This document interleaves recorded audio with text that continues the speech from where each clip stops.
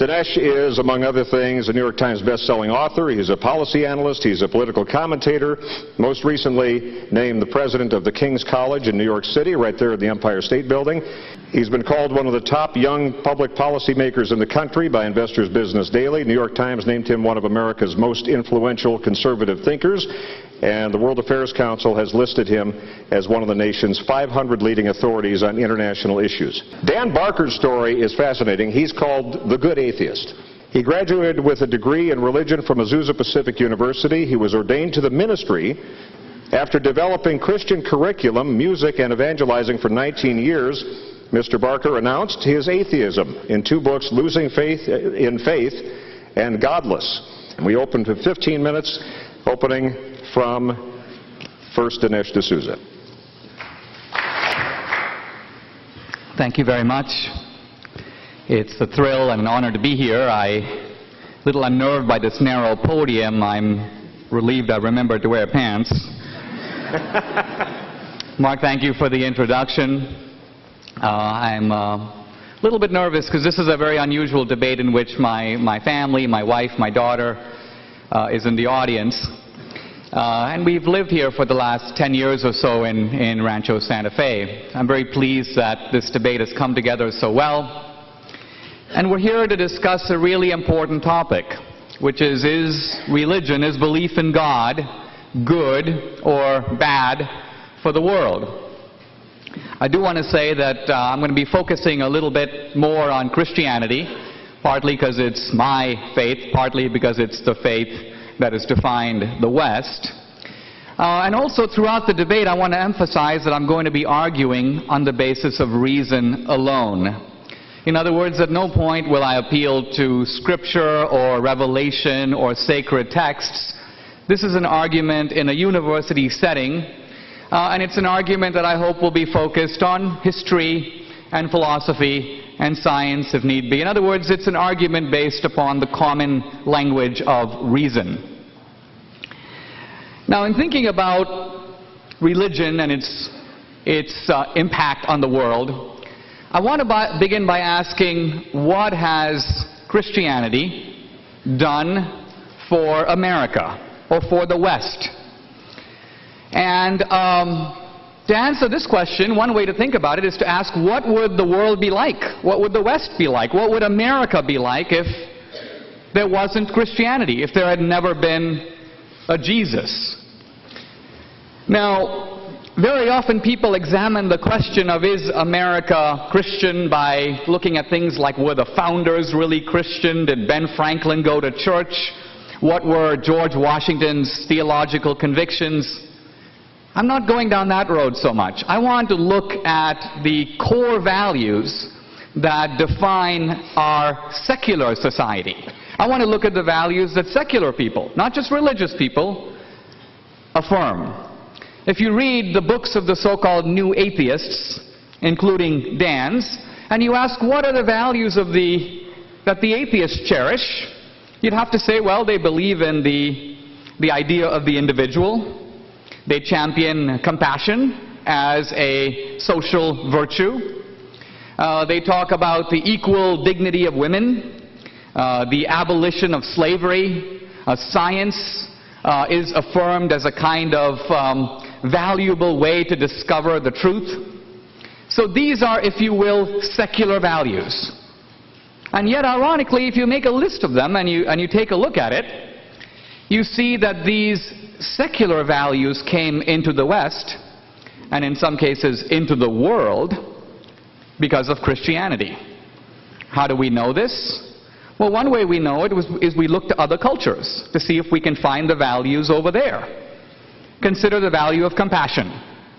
Compassion is widely believed to be a universal value, but in fact it really isn't.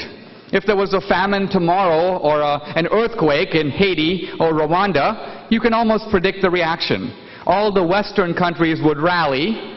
Doctors Without Borders, the Red Cross, churches collecting bags of food, volunteers. Now, there are a lot of other rich countries in the world. China, increasingly India, the Muslim countries, and yet, by and large, for those countries, these events would be non-events, as if they never happened at all. Why? Well, the reason was given to me as a kid when I was growing up in India. We learned a proverb which said the tears of strangers are only water. Now, this may seem like a very insensitive way to think. In fact, it is the universal way to think. Why? Because the general idea in most cultures is that you have obligations and duties to the people who are close to you. You owe debts and obligations to your family and your relatives and your neighbors, maybe your tribe. But if some other guy who's nothing to you shows up with a problem, you wish him well, but it's his problem. It's not your problem.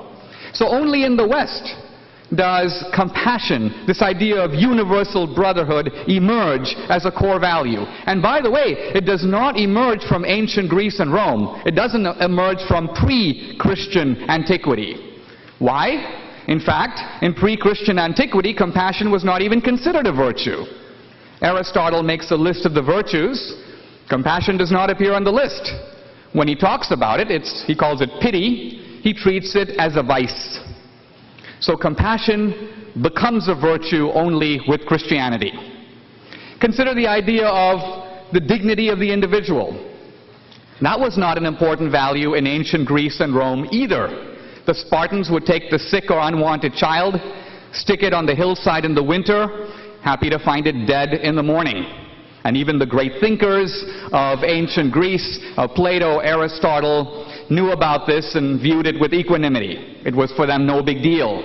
Why? Because the idea of what we would call the preciousness or maybe the sacredness of human life, that was a value that only developed later with Christianity. Or consider the idea of slavery. The atheist Sam Harris in his book The End of Faith says, the Christians bear a heavy responsibility for slavery. In a way, there's a grain of truth in that. But it misses the larger point, which is that slavery is a universal practice. It existed in all known cultures, in China, in India, all over Africa. American Indians had slaves. For many centuries, slavery didn't need any defenders because it had no critics. It was kind of like the family. Now, the important point is that only in one civilization, which is the West, the civilization historically called Christendom, does slavery even become controversial. The only people opposing it are the Christians. Now, let me qualify that slightly. Historically, there is one group that has always opposed slavery, and that group is called slaves. So yes, runaways, slave revolts, I grant you. But typically slaves were taken as captives in war. So while nobody wanted to be a slave, people were perfectly happy to enslave others. But the idea of principled opposition to slavery is uniquely Western and uniquely Christian. Abraham Lincoln said, "As I would not be a slave, so I would not be a master." So Lincoln doesn't want to be a slave, we understand, but he doesn't want to be a master either. He's against the whole idea of slavery. Now, where does that come from? Well, interestingly, it comes from Christians who began to think about the biblical principle from Judaism, from Christianity, that we are created equal in the eyes of God. And while that was initially seen as a spiritual truth that applied to the next life, Christians began to say, wait a minute, if we are equal in the eyes of God, no man has the right to rule another man without his consent. And that idea, which is a political translation from a theological premise, becomes not only the root idea of abolition or anti-slavery, but if you think about it, it's the root idea of democracy. Why? Because democracy is based on the idea that no man, no person, has the right to rule another without consent. Even science. We often hear science invoked against Christianity, but ask yourself this: why did modern science only develop in this civilization known as Western civilization? There are smart people in China, in India, but science somehow got incubated in its modern form here in the West because of the Christian idea of the rational universe, a universe that follows laws. That is not a universal idea either. In fact, the Muslim historian Al-Ghazali says that there are no laws. Everything happens at every second because Allah wills it. And so this idea of complete divine sovereignty, which cancels out law, gives you an idea of how other civilizations view the idea of the rational cosmos. Science could not develop in that environment, but it did develop here in the civilization built on Athens and Jerusalem. So what am I trying to say? What I'm trying to say is simply this. When we look at our core values, not just the values of the religious people, the values of the non-religious people, and make a list of them, we see that they too are indebted to the grand pillar of Athens and Jerusalem and the legacy of Christianity in shaping what they believe.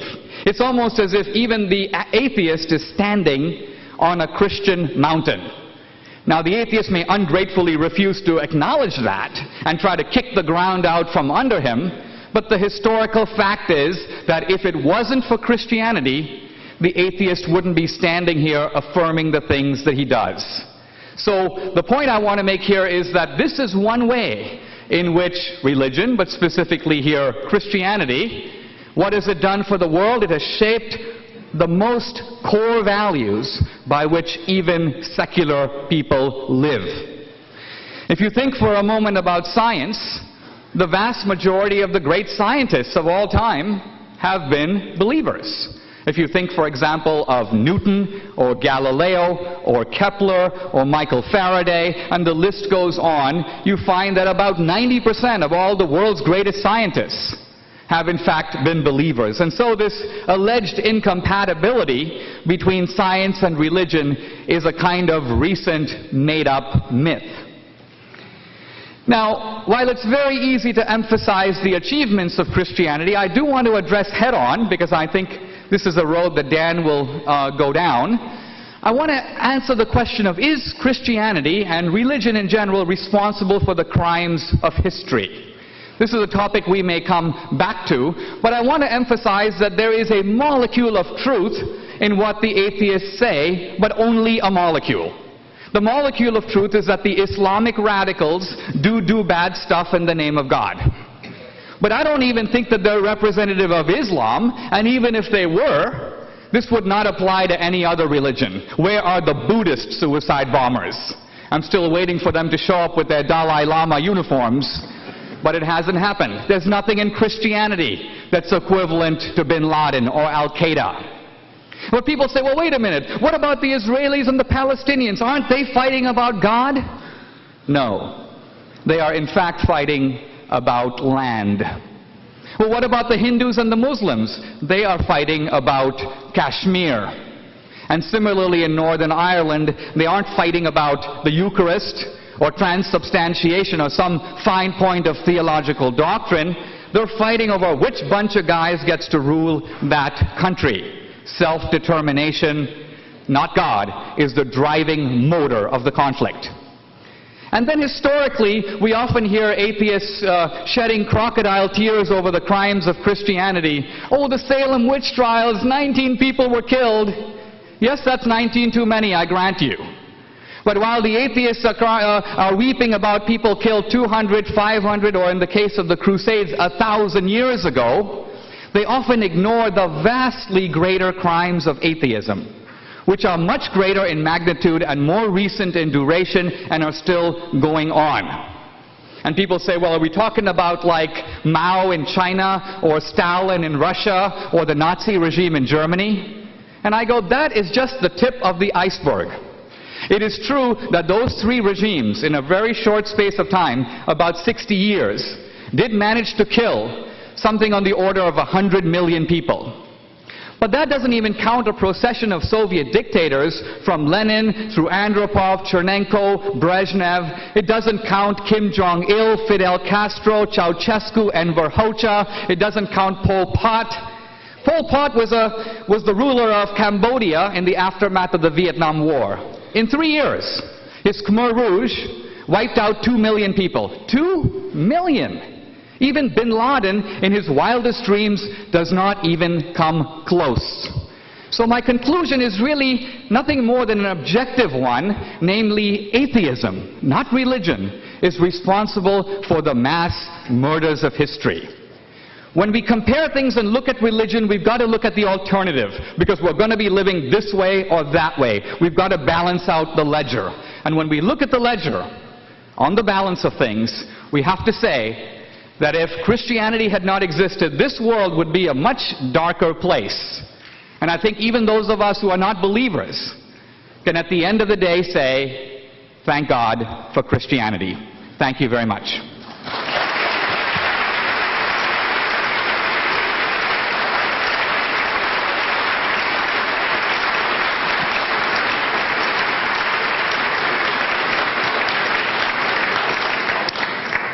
Nice start. Now part two, opening arguments. Please welcome Dan Barker.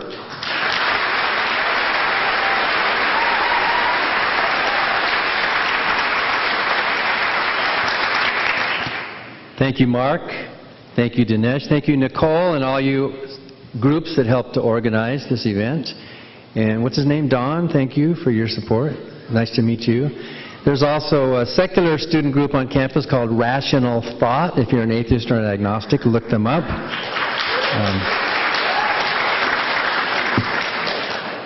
This is the 6th debate that Dinesh and I have done in as many states now. Did you realize that? We're almost becoming friends. It's kind of scary, you know. Imagine that. Dinesh is a nice guy. I'm going to poke some fun at him later, but it's all in the spirit of debate, because I really like Dinesh as a person. Is religion the problem? What do you mean by the problem? I don't think religion is the biggest problem in the world. I think maybe you can vote, maybe overpopulation, maybe war, maybe the environment, global warming maybe, maybe disease, but whatever. I think religion is the problem, not in that it's the biggest one, but that it's the broadest one. Religion touches all these other problems and exacerbates them. It makes them worse. Wars, we would still have wars. We would still have territorial fights. We would still be fighting over land in Palestine, although without religion it wouldn't be an issue of whose God gave us that land in some holy book. I suppose God's his ultimate real estate agent.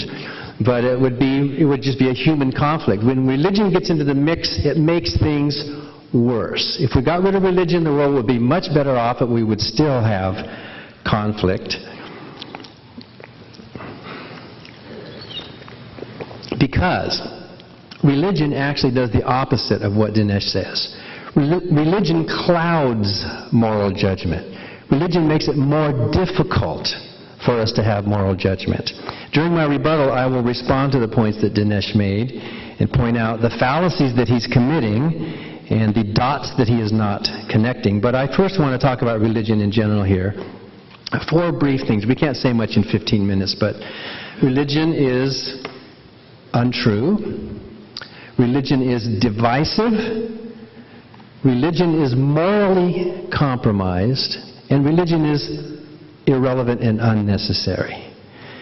Since there is no God, and I can say that with an extremely high level of confidence, whatever the merits of religion might be, and I think most religious people are good people in spite of their religion, in spite of their faith, whatever those merits of religion might be, for better or for worse, truth is not one of those merits.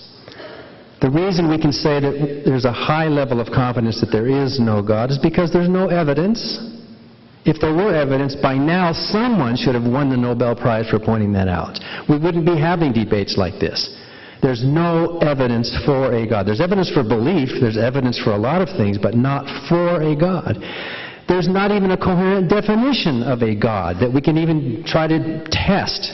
Everyone in this room probably has a slightly different definition of what they think that God is, those of you who believe. 3, there's no agreement among believers as to the nature of this God or its moral principles. There is no one Christianity. There are thousands of little splintered Christianity. In this room alone, there are Christians who disagree on so many different points. Christians who disagree with Dinesh, who accepts the fact of evolution. He believes in the theory of evolution and accepts it because it is a scientific fact. Christians who disagree with Dinesh that the Blessed Host in the Roman Catholic Communion is not merely symbolic, but actually represents Dinesh thinks it's symbolic, and many of you think it actually represents the transubstantiated body of Christ. And we can go on and on and on showing that there are probably as many Christianities as there are Christians. Fourth, there's no good argument for a God. And there's about a dozen of them. Dinesh, in his book, What's So Great About Christianity, actually favors, or at least argues, for the ontological argument. A dead horse, and yet he's trying to revive a dead horse. I wish he would bring that up tonight. Maybe we can talk about the ontological argument and show what is wrong with it. Bertrand Russell looked at all these arguments and basically concluded they're just bad grammar, is what they are. The first cause, the design argument, the moral argument, the so-called fine-tuning. Dick Stenger has a new book out now, The Myth of Fine-Tuning. Fifth, there's no good defense against the attacks on religion, especially against the problem of evil. Every theologian admits the problem of evil is a serious problem. For the existence of a good God, then maybe there's a moral monster kind of a God. But walk into any children's hospital, and you know there's no God. Children who are sick and their parents are desperately praying for their recovery, and they die at the same random rate as anyone else. Prayers are not answered. No rules of the universe are changed because of the beneficence of some God. If there is a God, he's a moral, cruel monster for ignoring the prayers of these beautiful people with beautiful families. And sixth, there's no need for a God. Millions of good people on this planet, on this continent, live happy, moral, productive, meaningful, purposeful lives without believing in this God. They do good things, not because they're afraid of hell or wanted to get into heaven, but because they care about humanity. And finally, these holy books, the Quran, the Bible, and so on, they are unreliable. They are contradictory. They are unscientific. They are unhistorical. They are outrageous in their claims. And they are morally uninspiring. The Bible, as I'm going to point out later, is not a book that any self-respecting individual should dare be seen carrying under their arm. And I used to preach that. I used to carry it under my arm and preach it without realizing what it was. Religion is divisive. Religion sets up an unnecessary social dynamic, social conflict. We have all these reasons for social conflict. Why invent this phony reason? Why make these in-groups versus out-groups? Why do we do that? Why do we have the elect versus the damned? The chosen versus the Gentiles, the believers versus the infidels. Why do we set up these phony social dynamic which exacerbates the problems that we have? An in-group of the true believers versus those that are outside. Those of you who are true believers probably feel that, don't you? When you're in your church or your congregation, you feel this specialness, don't you? This warmth, of loving each other. But there's those outsiders out there.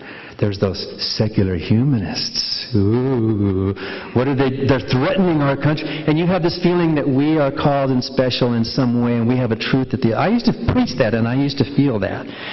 So religion, by its nature, divides humanity. We don't need it. We can solve our problems without it. Third, religion is morally compromised. Religion is a bad moral example, especially this book, the Bible. And I think I'm going to prove it here. I'm going to try an experiment. And I'm using Dinesh as an example, but he's a nice guy, and we like him, which makes the example work, okay? I'm going to give you two scenarios, which I think are morally equivalent. Both are fictional. The first one is there's this wonderful, loving family, Christian family. They go to church, they pray, they love God, there's a mother, father, there's children and that. Dinesh breaks into their house. He ties them up, he tortures them, he drowns the cat and he shoots the dog, and then he kills the family and he sets the house on fire. And the police ask him, Dinesh, why did you do that? And Dinesh says, no reason. The devil made me do it. Now, what if that had really happened? How would you characterize a person like that? What would you call them? Think of some moral term that you would call them. Maybe a moral monster, evil, sick, psychotics, sociopath, whatever. You would use some morally. Raise your hand if you would use some kind of a morally negative word to describe the actions of a person who would do something like that. I think every hand would go up in this room, right? You wouldn't describe someone who broke into a house like that? I want to see, is there anybody here who would think that it was okay to break into a house and kill a family like that? I want to see, is there anybody here who does? Okay, nobody, good. Because I didn't see that many hands go up. I was wondering here for a minute. Okay, now here is another fictional story. that is morally equivalent. It's the same story, although it's probably worse. The book of Job. Job was a perfect and upright man, the Bible says. He'd never done anything wrong. He had a wonderful religious family. And yet, the God of the Bible tortured him, killed his animals, had a wind blow over and kill his children, and torture him for a long, long, long time. And when asked, why did you do that? Why? Why would you do that, God? Here's his confession. I'm going to read it to you. Job chapter 2, verse 3. Write this down, or remember this. Job 2:3. This is an indictment. Then the Lord said to Satan, have you considered my servant Job, that there is none like him on the earth, a blameless and upright man who fears God and shuns evil? And still he holds fast to his integrity, although you incited me against him to destroy him without cause. The devil, you incited me, you made me do it, to destroy this man and his family without cause. Just like the hypothetical Dinesh said, no reason, the devil made me do it. You labeled Dinesh a moral monster, didn't you? I mean, he's not, but you understand. So now, how many of you would agree with me and raise your hand that the God of the Bible, therefore, is also a moral monster? Raise your hands. Let's see. Is the God of the Bible a moral monster? Why are not more hands up? It's the same scenario. It's the same situation. I think only, about 20% of the hands went up? Is that about right? Well, it's fiction, of course. But still, the story with Dinesh was fictional as well. And we would still call that fictional story a moral monster. What's happening in the mind of you believers who did not raise your hands demonstrates that you are morally compromised in your judgment. Your religion is clouding your ability to think clearly about moral issues. Your religion supersedes true morality. It's like the position of the Roman Catholic Church on birth control. The Pope is too religious to really care about real morality in the world. The religion drives him. More importantly, Mother Teresa was the same way. When it comes to the Holy Land, when it comes to holy wars, when it comes to religious divisiveness, people just like you, good people in this audience who could not raise your hand and make a morally true statement because your religion is holding you back. Do you see how it clouds your judgment? This Bible is filled with tons of stories of this brutal deity, bloodthirsty deity who has to shed blood because his vanity is so fragile that if you don't kiss his feet and worship on the Sabbath, he's going to kill and commit genocides. In Ruth Green's book, The Born Again Skeptic's Guides to the Bible, it takes 10 pages just to list the mass killings committed, condoned, or commanded by this God of the Bible. And yet you pretend to love this? You pretend to love this book that has such brutality in it? Remember, Job was without sin. He was perfect. God had no reason. He admitted, I had no cause and the devil made me do it. The way the Bible treats women, for example, is not supportive of equality among women. Look at how for religious right believers, and not all Christians are the same, look how their opinions about the environment, or stem cell research, or birth control, or abortion rights, or gay marriage, or the death penalty, or doctor-assisted suicide. Your opinions on these moral issues is twisted. It is biased by your religion. It's like a glasses that is keeping you from really seeing the real world, where the real problems are, because your religion is more important. You're too religious to really care about these issues. Finally, religion is irrelevant. We know that millions of good people live good lives without it. We can be moral, and during my rebuttal I will show why Dinesh is wrong about compassion. Compassion is an evolutionary development that we share with other species as well, not just Christians. If you can have compassion and altruism in other animal species, which we do, then of course you couldn't credit that to Christianity. Imagine a country that has a healthy democracy. It's among the lowest in violent crime. It has law-abiding people. It has very low corruption. A country with an excellent educational system. It's a strong, prosperous economy. Pollution is at a minimum. This country has clean hospitals. It has free health care. It has egalitarian social policies. The people are happy. They're not afraid of death. They're living wonderful lives. Do you think that's a religious country or a non-religious country? What would you say? That's Denmark that I just described to you. About 5 or 10% of the Danes actually believe in a God. Some of them go along and get married in church and that.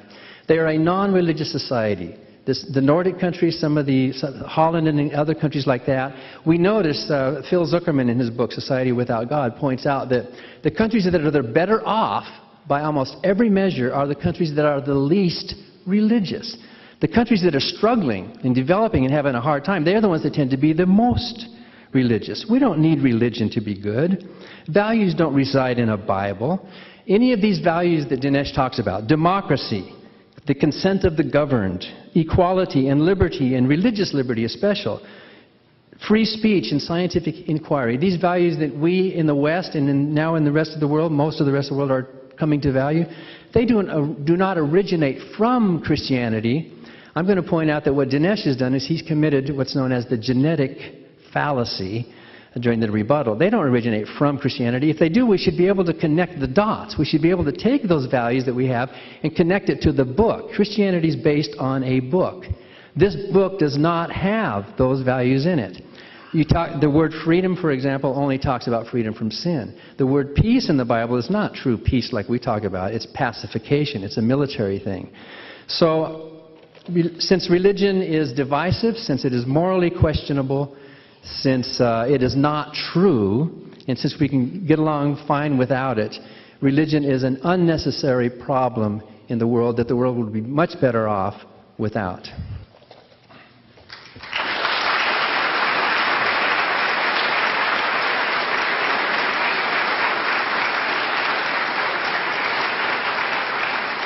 Thank you, Dan. By the way, I'm showing remarkable composure over here, aren't I? I started taking blood pressure medicine about 6 months ago, and thank goodness I am. Now, this next section, we're going to do rebuttal and cross-examination, 7 minutes each, and Dinesh is first up.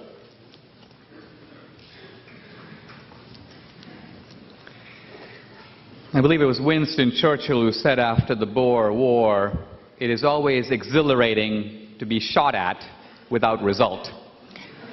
So, here is Dan.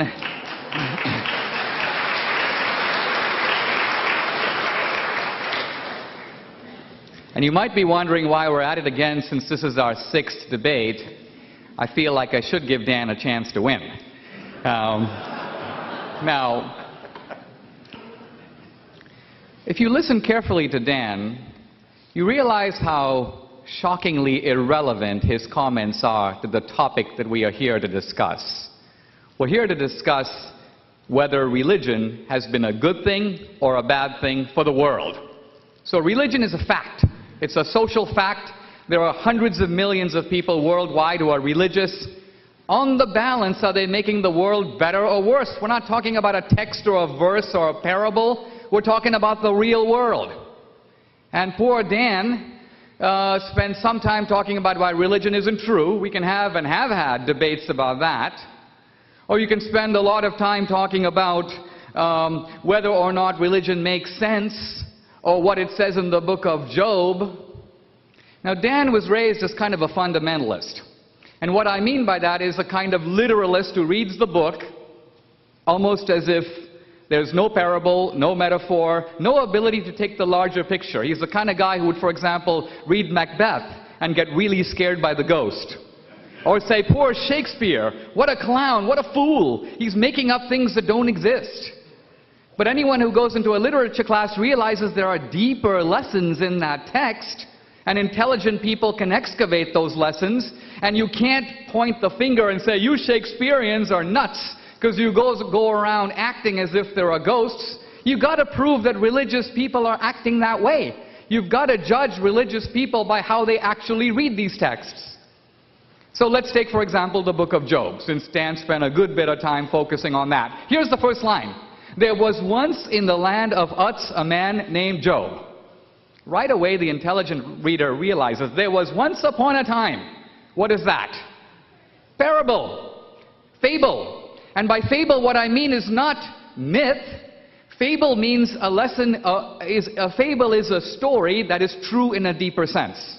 What's the deeper sense? Here is Job, and he's a just man. Who says he's just? God. His friends don't think so. They say, hey, Job, you must have sinned. You did some bad stuff. That's why you deserve what you're getting. But we see in this story the God's eye view where God himself says, no, my servant Job is a righteous man, so he doesn't deserve what he's getting. That's in the Bible. Dan didn't have to figure that out. That's what the Bible tells you. So the book of Job is raising the very deep question of why very bad things happen to good people. And Christians through the centuries have reflected and debated and mulled about those lessons, and there are many of them. I could probably give a lecture on that book alone. But the one thing it doesn't mean, for sure, is that this is a lesson to believers that God is a moral monster. Only a fool would read the book that way. Now the problem is that Dan has abandoned his fundamentalism, but I would argue not really. He's now a kind of an atheist fundamentalist. He reads with the same wide-eyed literalism, but it's not a literalism that is the way that mainstream Christians anywhere in the world really read that book.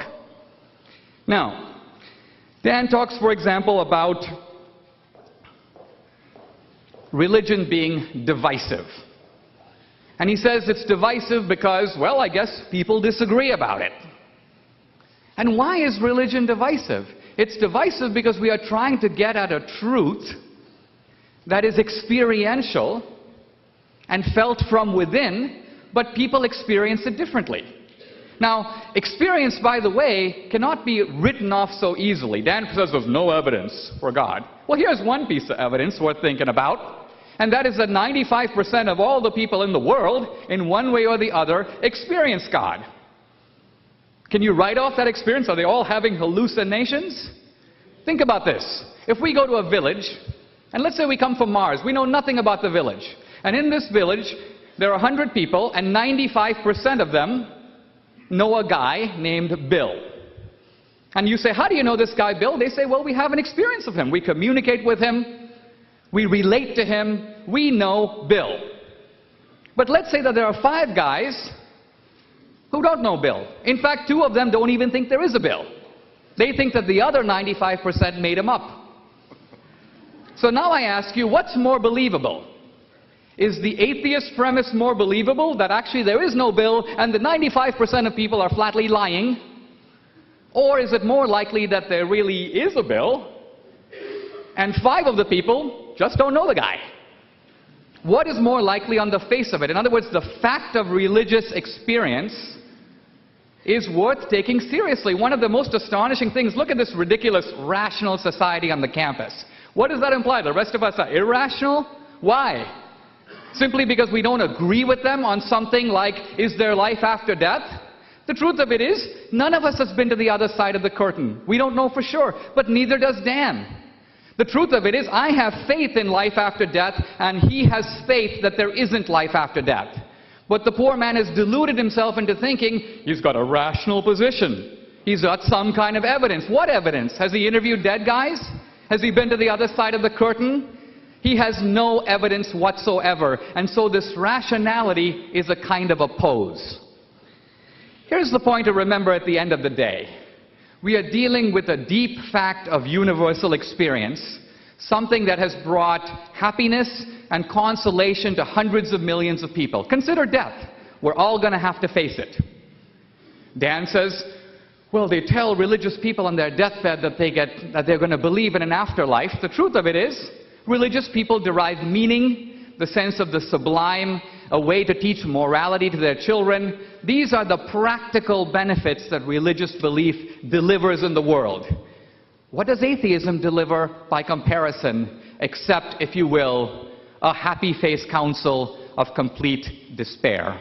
Thank you.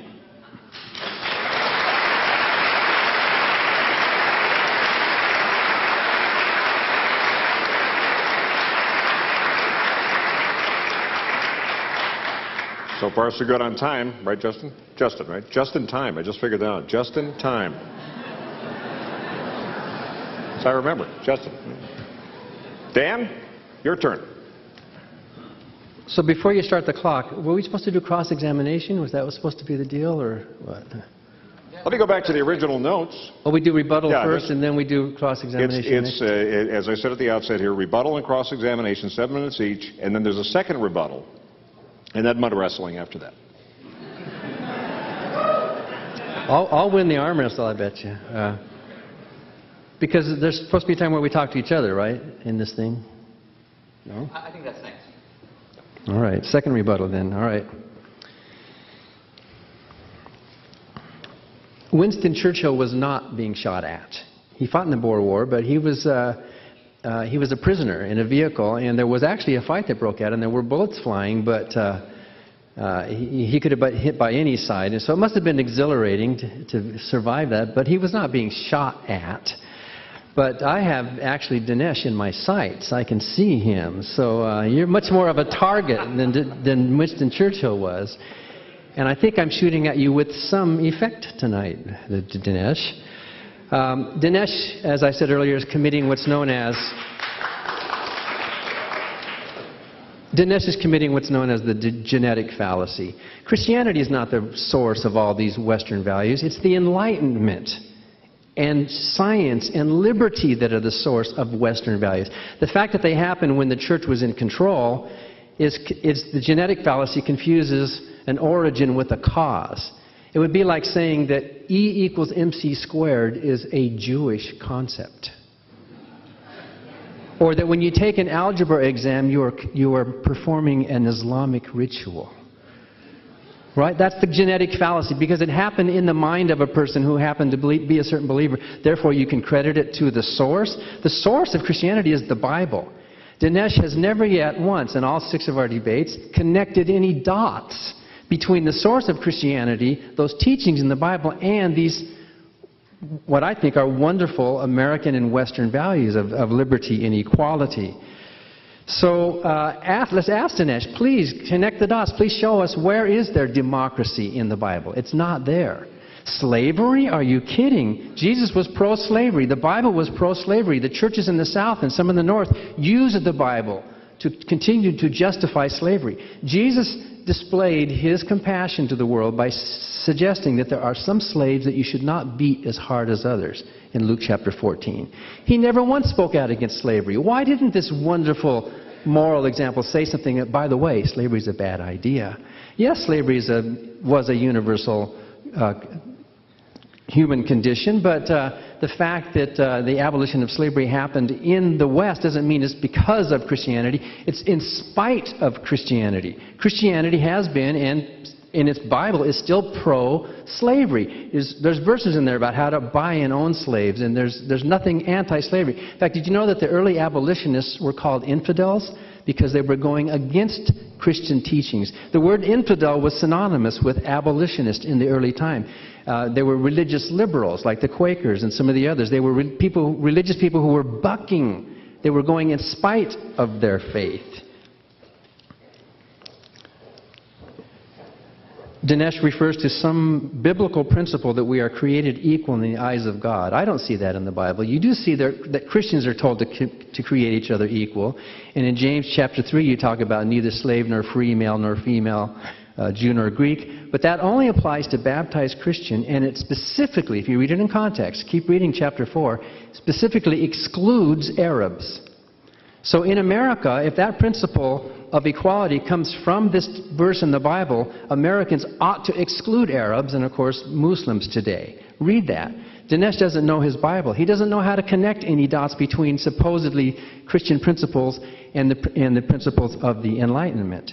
Yes, scientists have been believers because we come from a believing past, but the Enlightenment has helped us to shed that. The Enlightenment has helped us to get beyond that. Science and Liberty in Timothy Ferris's new book.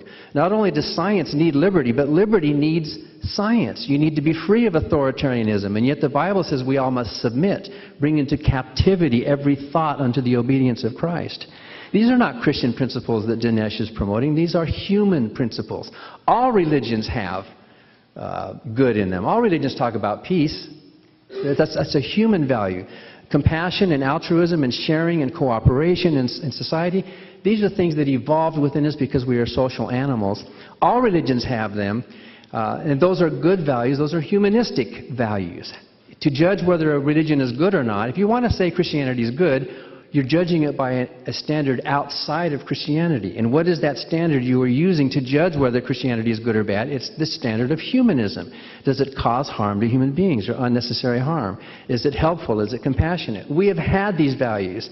This quote about the tears of strangers are like water is phony. Maybe a few people said that, but I'm sure that my Native American ancestors and that lived on this continent long before the Europeans came over here with a Bible in one hand and a gun in the other to show us their Christian love. I'm sure that our ancestors knew how to be compassionate. That's because that's our animal nature. That's who we are. We just naturally reach out to help others. It's closer to our families, but it gets weaker further away you go. That's natural because of the genetic circle there. But you don't need a religion to explain that. We can explain that through science. The Israelis and the Palestinians are fighting about land, but why? Why do the Israelis think they have a right to that land? What if my brothers and I were to go back to Manhattan, which is where my Lenape tribe originated from, and said, our God gave us that land. You settlers get off of here. We have a holy book. In fact, there's a lot of religious places there on Manhattan right now. And you should get off because our God gave. Will we have a moral right to do that, to fight over that land because of the way we were kicked off? There's a religious component. Now, I never said religion was the biggest problem, but when you mix religion into that territorial conflict, look what you get. You get people unwilling to budge because they think their God gave them that real estate. You don't judge a moral atrocity by how many people were killed. Dinesh thinks that if you add up the numbers, somehow a genocide of a greater number is a greater moral atrocity than a genocide of a smaller number of people. It's the same moral atrocity. I would ask Dinesh to point out to us where and when did Stalin ever kill in the name of atheism. Stalin was seminary educated, by the way. In fact, he tolerated the church. He was more concerned about the political implications of the church. His atheism was more of a political thing than philosophical. And yet, Christians like Hitler was a Christian. He was a member of the church. And Dinesh is flat out wrong to include the Nazi regime along with atheism. That's just a flat out lie and misrepresentation of history. They wore goat's mitoons on their belt buckles. They were Lutherans and they were Catholics and they were members of the church. They were not an atheistic regime. They were pro-Christian. In fact, Hitler even said, the work that Jesus started in exterminating the Jews, Hitler, I'm going to finish that. He was on a religious crusade. He was a horrible Christian, just like Stalin was a horrible atheist. The atrocities committed by human beings are not because of their religious views. It's because some human beings on this end of the bell curve are moral monsters. Stalin was a horrible person. And it is a disservice to atheists to try to lump us with somebody like Hitler. There's more to say here, but I think my time is up. Is that right? Thanks. Thank you, Justin. Thank you, Justin. First time we actually got to the zero. Other times you've just sensed when it was up. Now, here's the thing, guys, because the cross-examination issue, the next segment, it's called second rebuttal. It's 5 minutes each. So you're the guy. What is the source of that quote? That's in Mein Kampf, I think it is. Yeah. No, it isn't. Where is it then? I remember him saying Well, I'll that. tell you where it is, and it's actually not what you said. In the 1930s, Hitler was trying to win the support of the churches. Wait a minute, you're asking me a question. But you didn't know the answer. But I know that he said that. Well, the quote does not mention Jesus. The quote is, Hitler was trying to win the support of the churches by saying that, quote, he's doing the Lord's work. He didn't mention Jesus, and what he meant by this is he had invented a Nazi Christ who, instead of being crucified by the Jews, was a great Jew killer. Not a Christ recognizable to any Christian, and no German churches bought it. So all I'm saying is it seems to be a quote ridiculously stripped from its context. Okay, but let me move on. Let me answer it by saying that I think you're wrong. I read a quote where Hitler mentioned Jesus and the work of Jesus, and if it's not in Mein Kampf, I would challenge you publicly on that. There is a quote. Perhaps not where I remember it was. But I didn't come prepared to talk about Hitler. You raised Hitler tonight, so I don't have my notes for that. But, but he did say that. Hitler did say, and I'm on record, that the work that Jesus started, Hitler will finish. Are you familiar with the work by Richard Weikart called From Darwin to Hitler? It's a study of the effect of social Darwinism and the impact of Nietzsche. I've read about that, but I haven't read that. Okay. Well, you might want to widen your circle of knowledge here, because Hitler was greatly influenced by social Darwinism. In fact, the survival of the fittest is a phrase that appears repeatedly in Mein Kampf and all of Hitler's writings. Can I ask you a question now? Certainly. Was Hitler an atheist? Yes. When I say he was... No, I'll defend it. Hitler was, you could call him, a pagan. And but what was I mean, did he believe in God? No. Hitler did not believe in God? No. Hitler revived what he called the ancient Teutonic myths. Now here's the point. In ancient Germany, just as in ancient Greece, people believed that Apollo and Poseidon were real. They believed that there was a Mount Olympus where these gods lived. But it is a complete idiocy to believe that people in the 20th century, including Adolf Hitler, believed in those gods in the same way that the ancient Norsemen or Germans did. For Hitler, these were pagan ideas that were emotionally powerful that he used against Christianity. So, the truth of it is, yes, he was not a theist in any ordinary sense of the term. But the Nazis had God as with it. What did that word God mean? They were Catholics and they were Lutherans, and Hitler was a member of the Catholic Church. Hitler was not a member of the Catholic Church. He was a member of the Catholic Church. Hitler he was never a member of the excommunicated. Catholic Church. Well, it's like what you said about Stalin. It's true, Stalin was actually raised in the Orthodox Church. But look, come on. Stalin rejected those beliefs in his childhood. He became a radical, tyrannical Marxist. And you said he didn't do anything in the name of ideology or atheism. All you have to do is crack open the collected works of Karl Marx.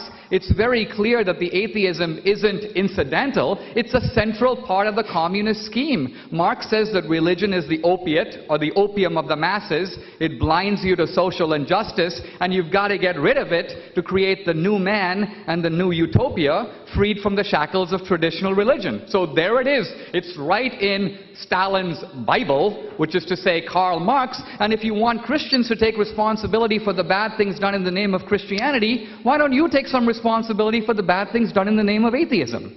I do. Let me tell you something.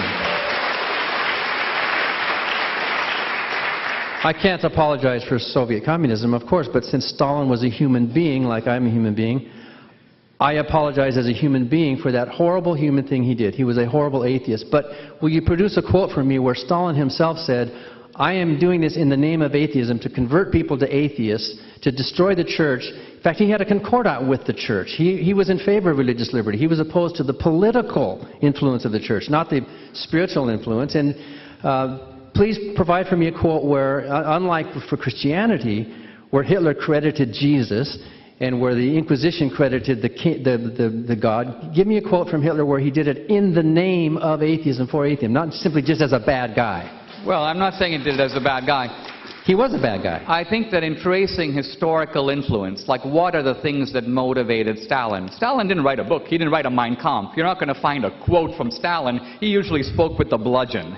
But it's hard to deny that Soviet communism came out of ideological Marxism through Lenin to Stalin, who was Lenin's chief deputy. Let me move on, if I may, so we can cover some more territory. But for the record, it is true that there is no God. So that's, I mean, it wasn't motivating them. Well, you can't the fact that there's no God is just a fact of people like Marx. But did it motivate them to commit their crimes? No, it did not. How can you be motivated? If I were to say that socialism has had a bad economic impact, we're tracing the social effect of an ideology. Whether or not socialism is true is a little beside the point. So to rally your supporters, the so-called rational people, by saying there's no God, we're trying to figure out if belief in God or unbelief have led to greater massacres. You make the ridiculous point, I think, that there's no difference between a guy who shoots one man and Hitler for killing 6 million Jews. I didn't say that. You did. You said no, I did not. You said the number of people doesn't matter. Did you say that? I said regarding the scope of a moral atrocity. Right. Suppose there's your neighboring tribe has 5 million people in it, and you completely wipe them out. Every single one, right? Then later another tribe has 10 million people. You completely wipe them out as right. In both cases you've committed the same moral atrocity. It's called genocide. You don't measure a moral atrocity by numbers. You measure it by the intention. If it had been 10 million, you would have kept going. If it had been 50 million, you would have kept going. That's the moral atrocity. You don't measure it by how many bodies. You don't stack up the bodies and say, oh, Christianity has a stack this high. I agree. Oh, and atheism has a stack this high. Therefore, we should pick the lower stack. Why does Christianity even have a stack? But Dan, the difference is, you mentioned the 5 million, the 10 million, the 20 million. Do you realize all of those are done by atheists? There is no Christian crime in history that comes even close to that. The Inquisition in Spain, which lasted 350 years, according to the best scholarship on the subject, killed fewer than 2,000 people. 2,000 people over 300 years, that's 6 guys a year. So here we go. Compare this to the crimes of atheism. Pol Pot, 2 million. Hitler, 6 million. Stalin, 25 million. According to Halliday's book on Mao, that's something like 40 million. We're talking about great differences of magnitude. And here's the point. Earlier, Dan mentioned Norway, and you could go on and mention France and Germany. But remember that Europe is still a society drenched in Christian education, Christian culture. Even Richard Dawkins said, I am culturally a Christian. If you really want to see atheism, you can't go to Christian cultures where people still say, I believe in God or spirituality, but I don't like the church. If you want real atheism, you've got to go to societies that have made a systematic effort to extirpate God, remove religious institutions, and create the truly secular society. We have a number of those experiments in the 20th century, and they are the worst experience that history has ever produced. Well, then let me ask.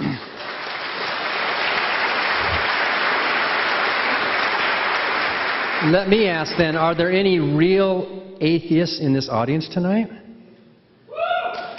They are real atheists coming out of a Christian culture, but they are real. They're not out committing atrocities. Just like you try to excuse the atrocious past of early Christianity for the bloodshed, especially of the Bible and in the God of the Bible, whom you seem to be saying more and more is less real and more of a metaphor.